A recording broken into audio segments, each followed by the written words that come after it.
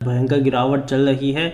उसकी वजह ग्लोबल बाजार है। ग्लोबल बाजारों में बहुत ही ज़्यादा पेन देखने को मिल रहा है। उसका असर आज भारतीय बाजारों में देखने को मिला है और 7-8% की गिरावट तो बहुत छोटी गिरावट है। कई कंपनियों में 10-10%, 12-12% तक की भी तेज़ी देखने को मिली है।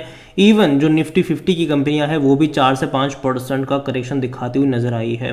सेंसेक्स में भारी गिरावट है। मिड कैप तो टूट के बिखर रहा है। स्मॉल कैप में भी लगातार गिरावट देखने को मिल रही है। लेकिन बात करेंगे वीडियो में यस बैंक के बारे में, क्योंकि 7% का बड़ा डिक्लाइन यहाँ पर देखने को मिला है। तो देखिए, वीडियो को शुरू करूँ उससे पहले अगर आपने अभी तक चैनल को सब्सक्राइब नहीं किया है तो प्लीज़ अभी इसे सब्सक्राइब कर लीजिए, क्योंकि आगे भी बहुत सारे वीडियोस हैं जब वो काफ़ी ज़्यादा हेल्प करेंगे। तो यहाँ पर 23 रुपये का शेयर है, 7% की गिरावट। एक महीने में अगर आप देखो तो गिरा ज़रूर है। ये एक महीने के सबसे लोवेस्ट प्राइस पर है। एक साल की अगर हम बात करें तो 40% की ही तेज़ी अब रह गई है। एक टाइम था जब यहाँ पर तेज़ी 100% की थी।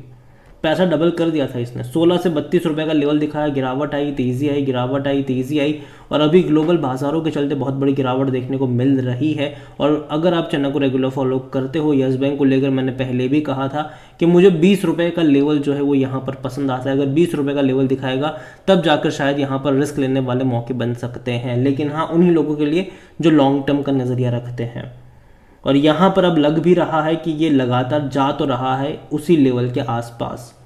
20 रुपये का लेवल एक इनिशियल सपोर्ट के तौर पर काम कर रहा है। देखते कि वहाँ पर ये अटकेगा कि नहीं, क्योंकि देखो अभी यस बैंक अगर आप देखो तो खबरों में अटका हुआ है, ठीक है, क्योंकि मैनेजमेंट ने खुद बोला है, जो कंपनी के बैंक के जो सीईओ है, एमडी है, उन्होंने खुद बोला है कि वो एसबीआई को बाकी बैंक्स को एग्जिट देना चाहते हैं। अभी एसबीआई इनके करता धरता है, लेकिन उसी को एग्जिट देना चाहते हैं और बड़े लोग और कोई और इन्वेस्टर को लेकर आना चाहते हैं। और अगर ऐसा होता भी है तो देखना भी रहेगा कि किस प्राइस पे एग्जिट मिल पाती है उन लोगों को, और उसका भी असर पड़ेगा, और कौन खरीदारी करता है वो भी यहाँ पर रहेगा। चर्चा बीच में थी कि 51% तक का स्टेक बेचने को लेकर चर्चा हो रही थी, लेकिन मैंने पहले भी बोला है, मैं अब भी कहूँगा, मुझे नहीं लगता कि 51% तक का स्टेक कोई खरीद पाएगा, क्योंकि उतना स्टेक लेने के लिए बहुत सारा काम करना पड़ेगा, जो कि पॉसिबल नहीं लग रहा है। इवन एलआईसी और एसबीआई की मिलकर भी 30% के आसपास की होल्डिंग है, जो कि बहुत कम है। बाकी बैंक्स की भी होल्डिंग कुछ खास ज़्यादा बड़ी देखने को नहीं मिल रही है। तो यहाँ वहाँ से अगर जुटा भी देते हैं तो भी 51% का स्टेक बनता नहीं है। अगर सारी बैंक से भी ले ले, एलआईसी से भी ले ले, एसबीआई भी दे दे, तो भी 50% का स्टेक बन ही नहीं रहा है वो। यहाँ पर अगर आज वॉल्यूम देखो तो भाई साहब आज तो बड़ी क्वांटिटी में वॉल्यूम बनते भी है। 33 करोड़ से भी ज़्यादा के शेयर ऑलरेडी यहाँ पर ट्रेड हो चुके हैं, और इसका एक टाइम पे 400 रुपये का शेयर था ये। यहाँ पर मार्केट कैप 74,000 करोड़ के आसपास का देखने को मिल रहा है। कंपनी को लेकर अगर हम देखें तो यहाँ पर आईसीआईसीआई सिक्योरिटीज़ ने सेल कॉल जनरेट करा था, 20 रुपये का टारगेट दिया था, और ये वहाँ पर जाने ही वाला है। क्योंकि देखो मार्केट का जो इस तरीके से सिनारियो देखने को मिल रहा है, लगता है कि जा सकता है, क्योंकि आज गिरावट है, बड़ी गिरावट है, और शायद कल परसों भी थोड़ा बहुत करेक्शन रहेगा। लेकिन हाँ, अगेन मैं कह दूं, जो लॉन्ग टर्म के निवेशक है उनको पेन नहीं करना चाहिए, उनको आज की गिरावट से डरना नहीं चाहिए। जो लॉन्ग टर्म के लोग हैं वो अभी भी एक दो दिन का पेन ज़रूर रहेगा, लेकिन जो लॉन्ग टर्म के लोग हैं मेरे हिसाब से वहाँ पर कोई इतनी बड़ी प्रॉब्लम नहीं होनी चाहिए। रीज़न ये है कि हमने ये फेज़ देखा है, ठीक है। कोविड के टाइम पे हमने बाजार को गिरते हुए देखा, ओमिक्रॉन के टाइम पर हमने बाजार को गिरते हुए देखा, रशिया यूक्रेन के टाइम पर हमने बाजार को गिरते हुए देखा, इवन इजराइल और पैलेस्टाइन के टाइम पर भी हमने बाजार को गिरते हुए देखा, लेकिन एक बड़ी रिकवरी भी उसके बाद हमने देखी। तो यहाँ पर अभी जो माहौल बन रहा है वो सीधा सा जो माहौल है वो इजराइल और ईरान के वॉर का माहौल है। वो माहौल यूएस में रिसेशन को लेकर का जो पैदा हो रहा है वो माहौल है। तो वो डेफिनेटली इनको परेशान कर रहा है। जो इवन एम्प्लॉयमेंट के जो आंकड़े हैं वो भी कुछ खास अच्छे नहीं आ रहे हैं, वो भी एक बड़ा रीज़न है यहाँ पर। और अगर आप देखोगे इस कंपनी के, इस बैंक को लेकर, तो इनके रेवेन्यू में डेफिनेटली तेज़ी आई ज़रूर है। इवन अगर आप प्रॉफिट भी देखोगे तो प्रॉफिट भी एटलीस्ट पिछले 3 फाइनेंशियल ईयर में हुआ ज़रूर, लेकिन कोई उतना बड़ा खास प्रॉफिट नहीं है। उससे ज़्यादा का प्रॉफिट तो वह छोटे छोटे सरकारी बैंक कर लेते हैं। लेकिन हाँ, ये वो बैंक है जो बर्बाद होने वाला था, जो कि अब नहीं होने वाला है, क्योंकि पैसा ऑलरेडी उन्होंने अच्छा खासा रेज कर लिया है। हालांकि अब दिक्कत ये है कि कौन खरीदेगा, कितना बेचेगा, कौन एंट्री करेगा, ये उसके ऊपर डिपेंड कर रहा है। और यही वजह भी है यहाँ पर कि थोड़ी बहुत परेशानी भी इनको हो रही है। किस वैल्यूशन के ऊपर बिकवाली होगी, कौन खरीदेगा, वो देखना इंटरेस्टिंग है। कई सारे फॉरेन इन्वेस्टर से भी बातचीत चल रही है इनकी, लेकिन हालांकि जैसे कि मैंने पहले कहा कि 51% का स्टेक एक साथ बेच पाना मुझे नहीं लगता कि वो हो पाएगा। और जहाँ तक अगर हम बात करने जाए इसको लेकर, वैल्यूएशन के हिसाब से देखो 54 का पी है।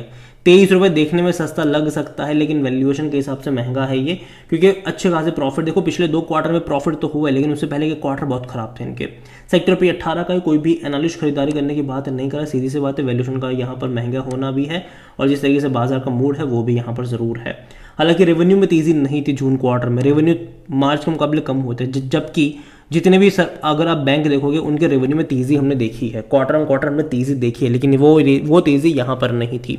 हालांकि प्रॉफिट 516 करोड़ का था, जो कि बहुत अच्छा प्रॉफिट है, लेकिन अगेन इनको और बड़ा प्रॉफिट कमाना पड़ेगा। इतना प्रॉफिट भी काफ़ी नहीं है इनके लिए, क्योंकि वैल्यूएशन अभी भी इनके महंगे हैं। 465 करोड़ के आसपास का प्रॉफिट इससे पहले के क्वार्टर में हुआ था, तो कहीं ना कहीं ज़्यादा प्रॉफिट इनको कमाना पड़ेगा, तब जाके इसका जो वैल्यूएशन है वो जस्टिफाई हो पाएगा।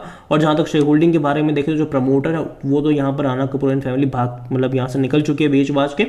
0.19% म्यूचुअल फंड के पास है, 38.12% एफआईएस डोमेस्टिक इंस्टीट्यूशन के पास है। एफआईएस यहाँ पर 27.07% का स्टेक लेकर बैठे हुए हैं। रिटेल और अदर की मिलाकर 34.61% की होल्डिंग है, जिनमें से रिटेल इन्वेस्टर 22.94% पर है, और जो अदर पार्टीज है वो 11.67% का स्टेक यहाँ पर लेकर बैठे हुए हैं। ओवरऑल अगर मैं बात करूँ यस बैंक को लेकर, तो अगेन मैं कहूँगा कि मुझे नहीं लगता कि ये बैंक बर्बाद होगा, लेकिन जिस तरीके से इसने बड़ी रफ्तार के बाद करेक्शन दिखा है, यहाँ पर थोड़ी बहुत और करेक्शन एक्सपेक्टेड रहेंगे।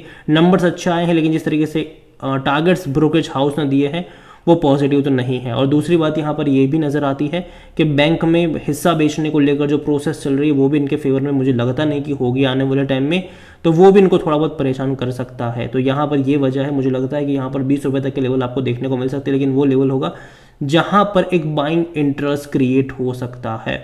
जो 20 रुपये का लेवल है वहाँ पर एक बाइंग इंटरेस्ट क्रिएट हो सकता है, तो वहाँ पर आपकी नज़र होनी चाहिए। अभी भी मुझे लगता है कि मार्केट में थोड़ा बहुत पेन रहेगा, अभी भी मुझे लगता है कि मार्केट थोड़ा बहुत परेशान करेगा। आज तो भैया सबको रुला दिया है बाजार ने, क्योंकि ग्लोबल हालात उतने अच्छे नहीं देखने को मिल रहे हैं, और आगे भी शायद मुझे लगता है कि शायद कुछ टाइम और परेशानी वाला रह सकता है, यहाँ पर कुछ टाइम और परेशानी वाला रह सकता है। अगेन ये मेरा पर्सनल ओपिनियन है, कोई भी इन्वेस्टमेंट एडवाइस नहीं है ये। वीडियो को यहीं पे एंड करता हूँ, पसंद आया हो तो लाइक करो, शेयर करो, चैनल अगर पहली बार है तो प्लीज़ सब्सक्राइब करें। और यस बैंक के बारे में आप क्या सोचते हैं वो भी आप मुझे कमेंट में लिख के बता सकते हैं। इसके अलावा एक और बैंक है IDFC फर्स्ट बैंक, ये देखो तो भैया लगातार गिरा है, ये 30% का करेक्शन ऑलमोस्ट दिखा चुका है, 100 रुपये के लेवल से लगातार गिरा है ये, और अभी एक साल के सबसे लोवेस्ट प्राइस पर है। जहां तेज़ी देखने को मिली है कई सारे बैंकिंग शेयर में, वहां यहाँ पर तेज़ी देखने को नहीं मिली है। और अगर आप चाहते हैं कि मैं इसके ऊपर भी एक डिटेल वीडियो बनाऊँ तो कमेंट में इसका नाम लिखिएगा, जितनी ज़्यादा कमेंट आएगी उतना ही जल्दी वीडियो आएगा। थैंक